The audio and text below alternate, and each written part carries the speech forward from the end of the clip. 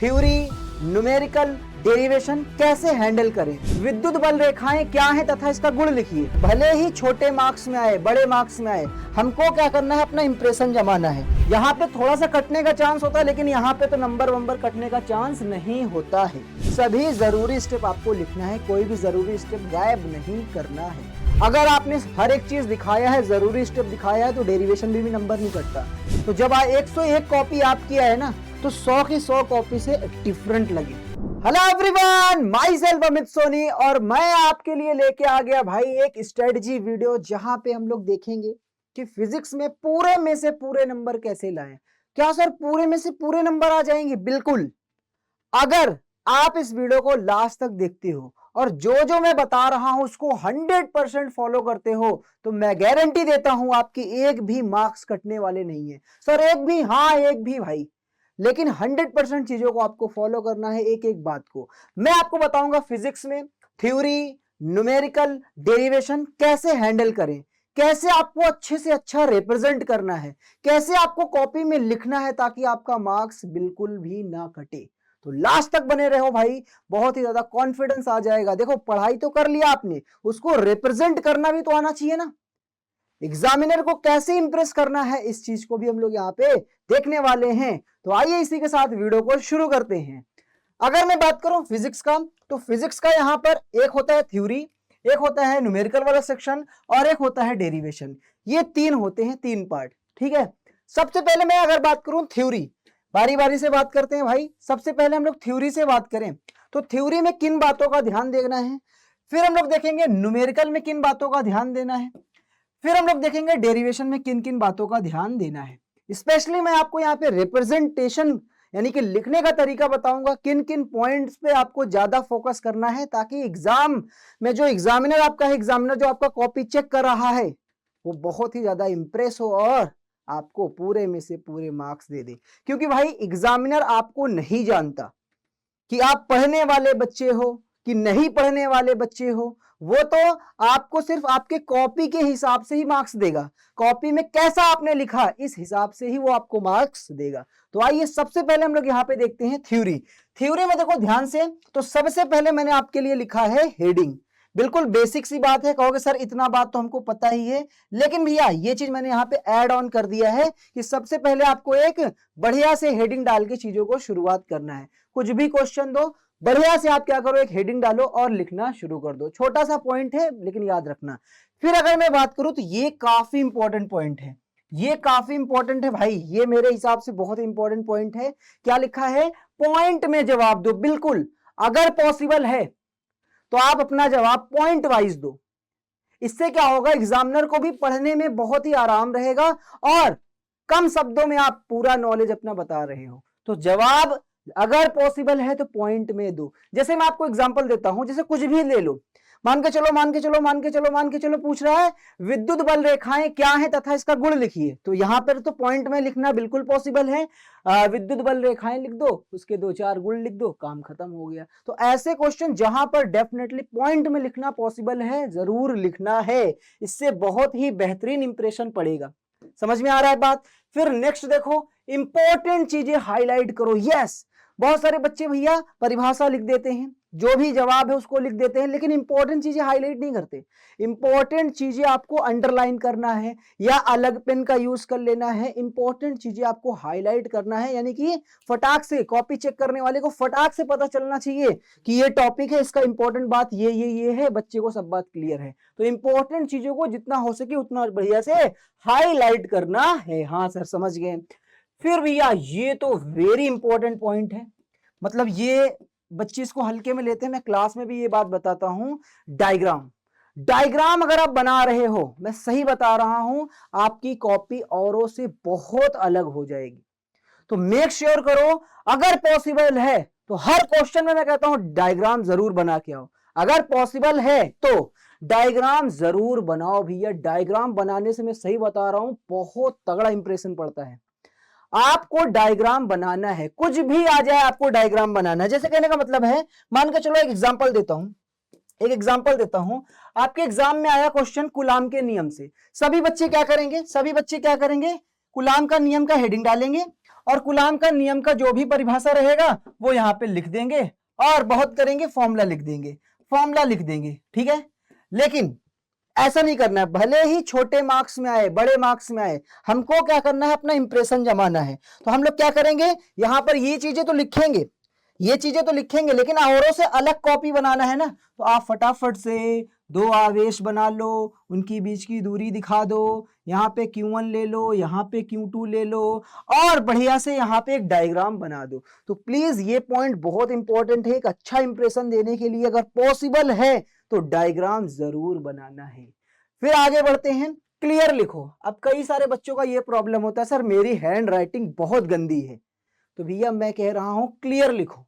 अगर आपकी hand writing late से गड़बड़ है, कोई दिक्कत नहीं है, अभी से प्रैक्टिस करो और जितना हो सके क्लियर लिखो। क्लियर लिखने का ये बिल्कुल मतलब नहीं कि हैंड राइटिंग बहुत अच्छा हो, बस ऐसा लिखने की कोशिश करो कि सामने वाला पढ़ ले। अगर आप इतने पॉइंट्स को ध्यान में रखते हो, अभी जब भी आप थ्योरी पढ़ो इन पॉइंट को ध्यान में रखो। अभी आप जब भी एग्जाम में मतलब कि क्वेश्चन प्रैक्टिस करो या फिर टेस्ट दो, इन बातों का ध्यान रखो। मैं गारंटी के साथ कहता हूं थ्योरी में एक भी नंबर नहीं कटेंगे, ठीक है। आते हैं न्यूमेरिकल पे। अगर मैं न्यूमेरिकल की बात करूं तो न्यूमेरिकल में सबसे पहला पॉइंट देखो क्या लिखा है, पॉइंट देख के मुस्कुरा दो भैया, क्या लिखा है, नंबर कटने का चांस क्या होता है, काफी कम होता है। मैं आपको बता दूं नंबर कटने का चांस यहाँ पे काफी कम होता है।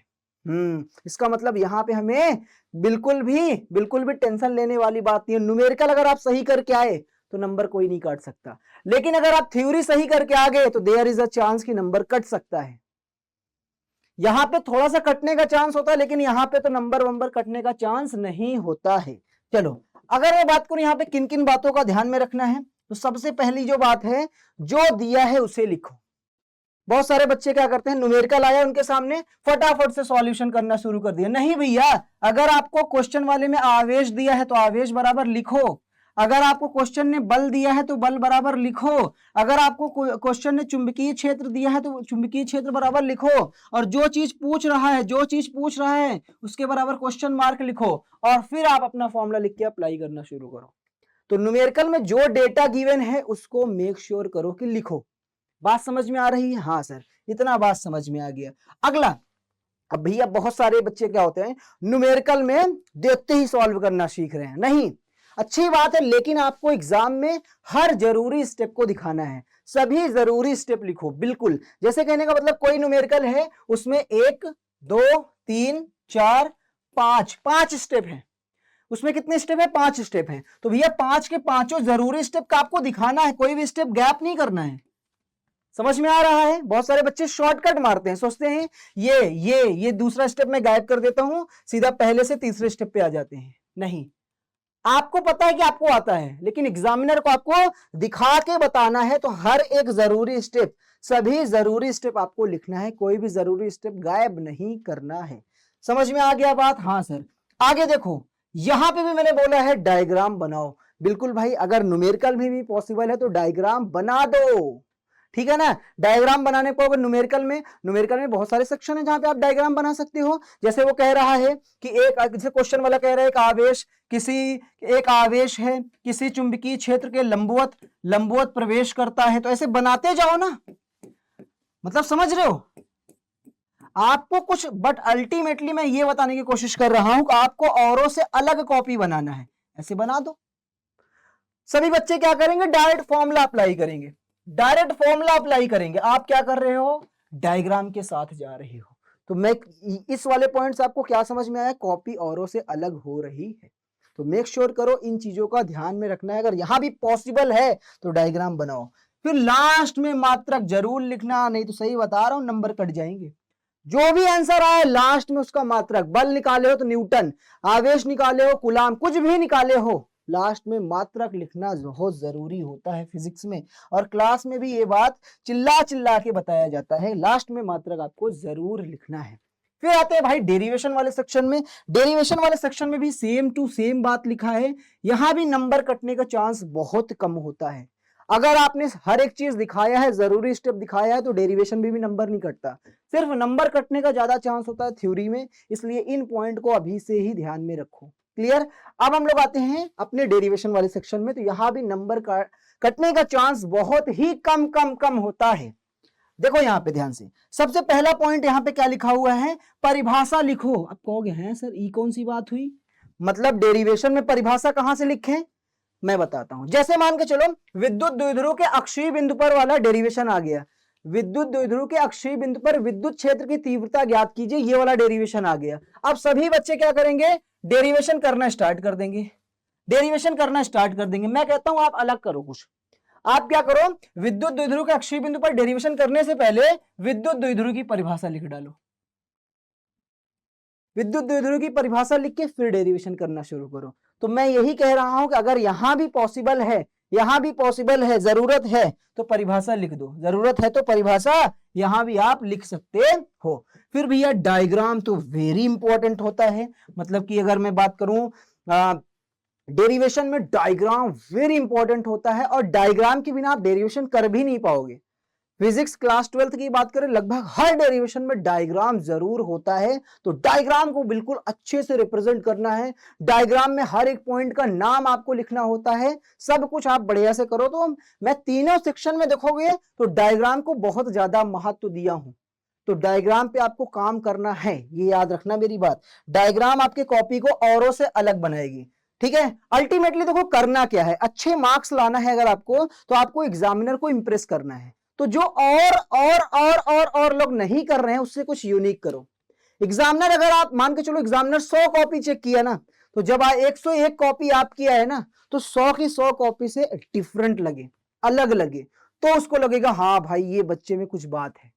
समझ रहे हो मेरी बात, कुछ अलग कुछ यूनिक करना है। आगे बात करते हैं, डायग्राम की बातें लिखो भैया। हाँ, डायग्राम में कौन कौन सा चीज कैसे बना रहे हो, जैसे गॉस का प्रमेय कर रहे हो तो एक गोला लेते हो, फिर यहाँ पे प्लस क्यू आवेश लेते हो, एक छोटा सा भाग पकड़ते हो, तो ये लिखते चलो। सर्वप्रथम मैंने एक खोखला गोला लिया जिसके केंद्र पर प्लस क्यू आवेश है, गोले की त्रिज्या आर है। ऐसे करके आपको जो जो बातें आप डायग्राम में बनाते जा रहे हो उसको लिखते चलना है। लास्ट पॉइंट की बात करें, सभी जरूरी स्टेप लिखो, बिल्कुल न्यूमेरिकल के जैसे ही डेरिवेशन में भी कुछ स्टेप्स होते हैं, कुछ स्टेप्स होते हैं, कोई भी स्टेप स्किप नहीं करना है। मान के चलो 6 स्टेप है तो 1 2 3 4 5 6 के 6 स्टेप आपको दिखाना है। फालतू में अननेसेसरी कोई भी स्टेप आपको गायब नहीं करना है। बात समझ में आ रही है? ये सारे पॉइंट्स अगर आप फॉलो करते हो तो मैं गारंटी देता हूं आपको बहुत ज्यादा कॉन्फिडेंस आएगा और आपके एक भी मार्क्स कटने वाले नहीं है। मिलते हैं किसी और वीडियो में, तब तक के लिए thank you so much everyone, thank you so much.